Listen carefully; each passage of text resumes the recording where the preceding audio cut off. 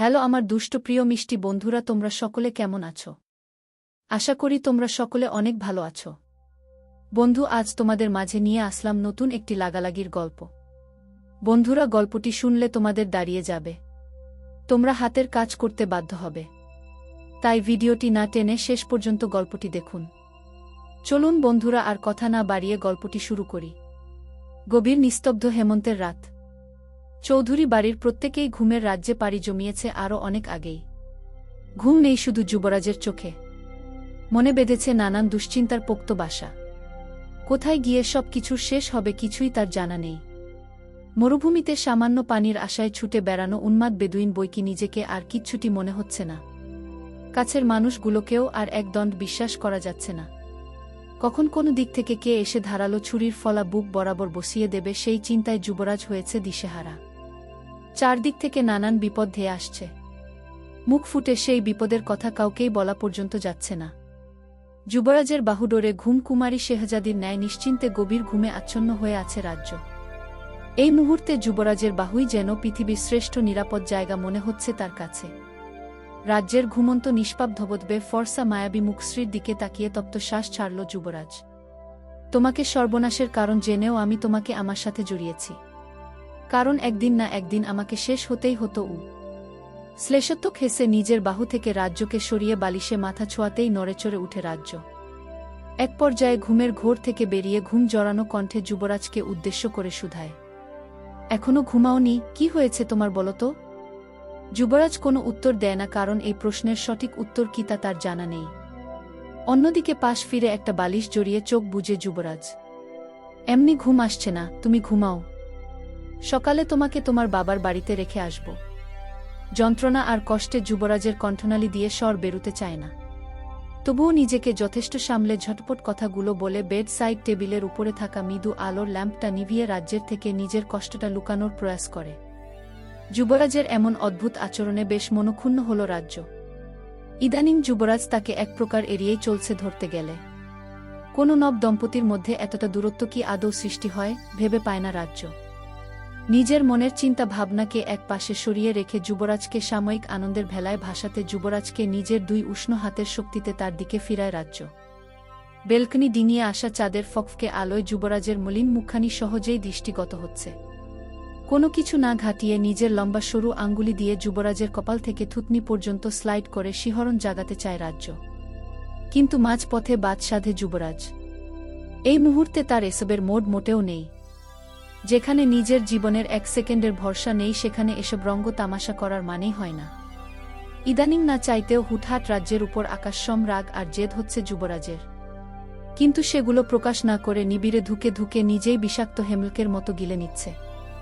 যুবরাজের বাধা দেয়া হাত সরিয়ে নাছোড় বান্দা রাজ্য নিজের আবেদনময় উন্মাদনায় যুবরাজকে ধরাশায়ী হতে বাধ্য করল কিছু সময়ের ব্যবধানেই।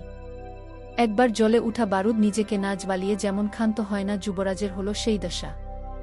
নিজের চিন্তা চেতনা ভুলে রাজ্যের তুলতুলে নরম মাখনের মতো শরীরকে ভোগ দখলে মরিয়া হয়ে উঠল।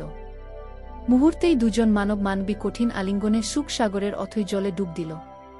পাগলের মতো রাজ্যকে সারা শহর চষে খুঁজে যাচ্ছে শেরহাম। যুবরাজ এত বাধা পেরিয়ে বারবার কিভাবে জয় হয় সেটাই শেরহামের বৃহৎ মস্তিষ্কে ঢুকছে না।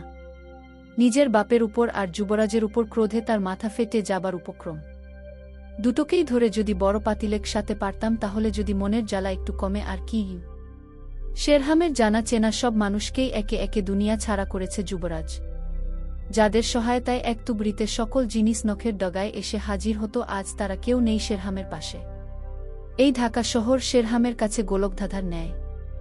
যার জন্ম বেড়ে উঠা দুই বিদেশের মাটিতে, সে কি করে এই জন্মানবে পরিপূর্ণ সাপের মতো পেঁচানো শহরের রহস্য খুঁজে বের করবে? হারা মজাদা ডক্টর রেহানকে কেন সেদিন একবারে শেষ করলাম না? গর্তের সাপ একদম ব্ল্যাক ম্যাম্বা হয়ে ফনা তুলেছে। নিজের কৃত গাধামোর উপর নিজেরই ধিক্কার আসছে বারবার। গুছানো জিনিস বারবার যুবরাজ এলোমেলো করে দিয়ে চলে যাচ্ছে, আর সবকিছু মুখ বুজে ওই সুবহান শেখের জন্য সহ্য করতে হচ্ছে শেরহামের। বুড়ো ভামটা সম্পদ সম্পদ করে একেবারে মুখের ফেনা ছুটিয়ে ফেলছে। আর যুবরাজের অপরাধের হিসেব? সকল প্রমাণাদি হাতে কলমে রাজ্যের অফিসে দিয়ে আসলাম, তার কি হলো? মেয়েটা জেনে বুঝে একটা কিলারকে বিয়ে পর্যন্ত করে ফেলল, সব প্ল্যান ভেস্তে দিল শালা। আর ভাবতে পারে না শেরহাম। রাগে দুঃখে বারবার তার ব্রেন নিজের নিয়ন্ত্রণের বাহিরে চলে যাচ্ছে। শেষমেশ এক জঘন্য ভাবনা ভেবে কিটকিটিয়ে হেসে উঠল শেরহাম। সেই হাসিতে আশেপাশের মানুষ পর্যন্ত আর চোখে দেখতে লাগল শেরহামকে। লোকটাকে নিতান্ত বদ্ধ উন্মাদ ছাড়া আর কিছুই মনে হচ্ছে না তাদের কাছে। হাসতে হাসতে নিজের গাড়িতে উঠে ফোন বের করে ডায়াল করল কাঙ্ক্ষিত ব্যক্তির নম্বর। রিং হতেই ফোন রিসিভ করে গম্ভীর ভারী কণ্ঠে বলে উঠল, hey bro, it's Aston speaking. কে? বাঁকা হেসে আমোদ জড়ানো কণ্ঠে শেরহাম বলে উঠল, শুট হিম এগেইন? ইয়েস। কথা শেষ করে ফোনের লাইন কেটে বাঁকা হেসে গাড়ি স্টার্ট করল শেরহাম। অনেক দৌড় করিয়েছিস, এবার একটু থামতে চাই। Need some rest. আচ্ছা এনি, আপনি যদি কখনো জানতে পারেন যে আমি একজন ক্রিমিনাল, তখন আপনি কি করবেন? সন্দিহান কণ্ঠে কথাটি বলে শ্যামবর্ণ মুখের অধিকারী এনির দিকে উত্তরের আশায় নজর রাখে রেহান। রিলেশন হবার আগে অবশ্যই কমিটমেন্টের প্রয়োজন আছে। যেই ভুল যুবরাজ করেছে সেই একই ভুল সে কখনোই করবে না। কারণ যুবরাজের বেঁচে ফেরার হাজারটা পথ আছে, কিন্তু তার সকল পথ অনেক আগেই বন্ধ হয়ে গিয়েছে। যুবরাজের কোনো পিছুটান নেই, কোনো ভাবান্তর নেই। যুবরাজ মানুষ হিসেবে খুবই শক্ত মনের অধিকারী। কিন্তু রেহান, তার অসহায় বাবা মা সব সময় তার পথ চেয়ে অপেক্ষায় রয়। বারবার তাদের আশাহত করতে চায় না রেহান। এক খেলা কতবার খেলা যায়, অনেক তো হলো। এবার না হয় খেলার সমাপ্তিটা যুবরাজই টানুক। রেহানের এমন প্রশ্নে বিগলিত হাসে এনি। এরপর ক্যাফেটেরিয়ার ছোট টেবিলে দুই হাত ভাঁজ করে রেখে রেহানের দিকে কিছুটা ঝুঁকে এসে কৌতুকের স্বরে বলে উঠে, আমি জানি আপনি একজন ক্রিমিনাল ডক্টর রেহান, কিন্তু এতে আমার কোনো যায় আসে না। প্রত্যেকটা মানুষের ক্রিমিনাল হবার পিছনে একটা না একটা কারণ থাকে, আর আপনার কারণটা আমি জানি গি। কথাগুলো একদমে বলে এক ভ্রু উঁচু করে মুখে বাঁকা হাসির রেখা টেনে ঘাড় কাত করে এক দৃষ্টিতে রেহানের দিকে অনিমেষ তাকিয়ে রইল এনি। এনির এমন অদ্ভুত আচরণে বেশ ঘাবড়াল রেহান। তবুও শক্ত কণ্ঠে শুধাল, কিভাবে জানেন আমি ক্রিমিনাল?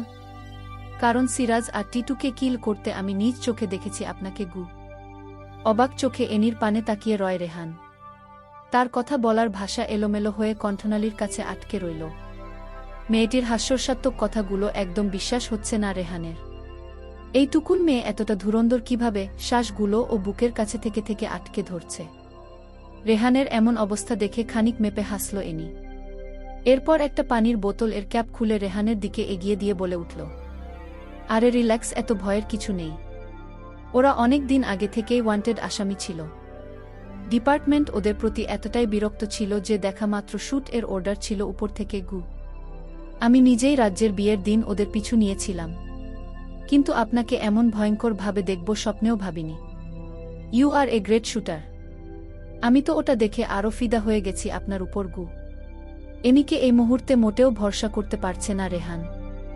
মেয়েটা চূড়ান্ত বুদ্ধিমতী। এসব পুলিশের লোককে একদম বিশ্বাস করা যায় না। রেহানের ঘাবড়ানো চেহারা দেখে রেহানের শীতল দুই হাত চেপে ধরে এনি বলে উঠল, চাইলে আরও 17 দিন আগেই আপনাকে অ্যারেস্ট করতে পারতাম। সবটা দেখেও আমি ডিপার্টমেন্টের কাছে চেপে গিয়েছি। আপনার বোনের কাছে আমি প্রতিশ্রুতিবদ্ধ। আপনাকে ভালো রাখার দায়িত্ব যে আমি নিজে চেয়ে নিয়েছি। ডক্টর রেহান। সাদাফ চৌধুরীর মুখোমুখি বসে আছেন সুবহান শেখ। দুজনের মুখেই ক্রূর হাসি, কিন্তু কার হাসির কি কারণ তা দুজনেরই অজানা। শেষমেশ ছেলেকে খুনি বানিয়ে ক্ষান্ত হলে সাদাফ। বাঁকা হেসে কথাটি বলে পায়ের উপর পা তুলে সামান্য নড়ে চড়ে বসলেন সুবহান শেখ। সুবহান শেখের এমন কথায় হো হো শব্দ তুলে হেসে উঠল সাদাফ চৌধুরী। এরপর চায়ের পেয়ালা হাতে তুলে নিতে নিতে সাদাফ চৌধুরী বলে উঠলেন, আমার ছেলে তবে তোমার পেছনে এক হাত দিতে পারল। সাদাফ চৌধুরীর এমন কটুকপূর্ণ কথায় রাগে সর্বাঙ্গে জ্বালা ধরে গেল সুবহান শেখের। সাদাফ চৌধুরীর হাসি মাখা মুখের দিকে তাকিয়ে দাঁতে দাঁত পিষে চোখ মুখ খিচে চিবিয়ে চিবিয়ে বলে উঠল, ছেলের জীবনের জন্য মায়া লাগে না? আমার কথা বাদ দাও, তোমার ছেলের জন্য তোমার আফসোস হয় না? কি বলতে চাইছো তুমি সাদাফ? বলতে চাইছি পাগল ছেলেটাকে এভাবে মানুষের পিছনে আর কতদিন লেলিয়ে বেড়াবে? তোমার ছেলের বিনাশ হলেই পাগলটাকে মুক্ত করব। তার আগে যে তোমাকে আমি জমের দুয়ারে পৌঁছে দেব মামুজান। হঠাৎ যুবরাজের কণ্ঠ পেয়ে বসা থেকে লাফিয়ে উঠেন সুবহান শেখ। যুবরাজের ক্রূর হাসি যুক্ত হিংস্র নজরে দৃষ্টি রেখে সুবহান শেখ খেকিয়ে উঠেন, বেশি বার বেরো না। তোমাকে বধ করার মানুষ কিন্তু তোমার ঘরেই বাস করে। আমাকে বধ করার মতো কারোর জন্মেই হয়নি এখনো এই দুনিয়ায় সুবহান বুড়ো শুয়োর। অবলীলায় কথাগুলো বলে সাদাফ চৌধুরীর পাশে ধপ করে বসে পড়ল যুবরাজ। বাপ ছেলের থেকে চূড়ান্ত অপমানিত হয়ে রাগে অগ্নিশর্মা হয়ে চুপচাপ বসে রইলেন সুবহান শেখ। 2 মিনিটের মধ্যে আমার সামনে থেকে দূর না হলে হাত ডি মাংস চোট কিয়েক ফিনে ভরে ছেলের কাছে গিফট হিসেবে পার্সেল করব মামুজান উ। বিগলিত হেসে সুবহান শেখকে কথাটি বলে টেবিলের উপর রাখা নাস্তার ট্রে থেকে একটা বিস্কুট নিয়ে চিবুতে চিবুতে পুনরায় রাগী স্বরে যুবরাজ শুধাল, এত দামি বিস্কুট এই কুকুরটাকে কে খেতে দিয়েছে পাপা? এটা ঘিয়ে ভাজা বিস্কুট। কুকুরের পেটে ঘি হজম হয় কখনো শুনেছ? আর টিকতে পারলেন না সুবহান শেখ। দাঁত দিয়ে ঠোঁট কামড়ে চট করে উঠে দাঁড়িয়ে হনহন করে দরজার কাছে এসে পায়ের গতি স্লথ করলেন। এরপর বাজ খাই গলায় বলে উঠলেন, ভুলে যেও না যুবরাজ, আমার ছেলে একজন নরখাদকু। কথাটি কর্ণপাত হতেই যুবরাজ গলায় তেজ এনে গর্জে উঠা স্বরে বলে উঠল, তোমার ছেলেকে গিয়ে কানে কানে বলে দিও আমিও একজন রক্তপিপাসু। চলবে?